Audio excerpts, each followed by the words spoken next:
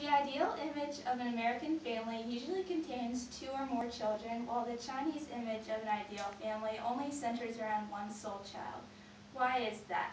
The Chinese government some time ago instituted a law called the one-child policy, which mandated that Chinese families were only allowed to raise one child.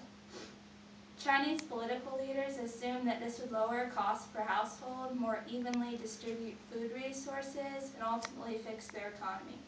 Unfortunately, it's come with a ton of problems, such as an increase in homosexuality, a disproportionate boy-girl ratio, a declining fertility rate, and several others, which I'll mention throughout the course of this speech. Liu Xiaojie, director of Population Commission in Henan, a city in China, stated that in the 1970s, women gave birth to an average of 5.8 children throughout their lifetime, while today women give birth to an average of 1.7 children throughout their lifetime. According to the Global Times Union, which released a story on a woman in Ankong province who was forcibly made to obtain an abortion of her second child because she was unable to pay the required fees or fine. While the government said that the abortion was entirely voluntary, her husband released that she was unable to pay the fines and they forced her to sign the papers. The first main issue would be the disproportionate birth ratio between boys and girls.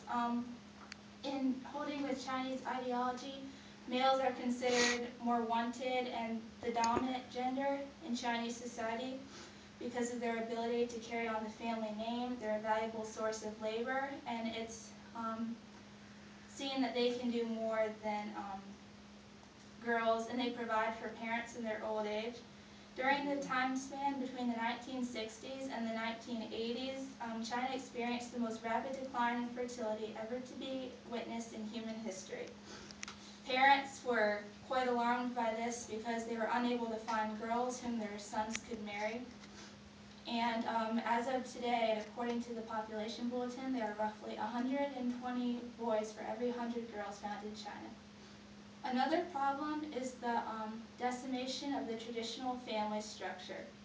Grandparents over in China, who by their 50s and 60s should be around the age of retirement, are being made, or not being made, but more voluntarily raising their grandchildren, or their one grandchild, while their sons or daughters work full-time jobs.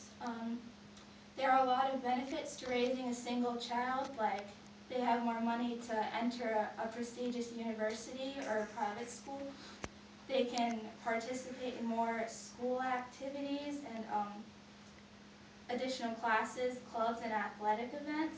However, similar to American children, the majority of children raised under the one-child policy are devoted to such extremities that they become narcissistic and think that they are all that matters and the world begins to revolve around them.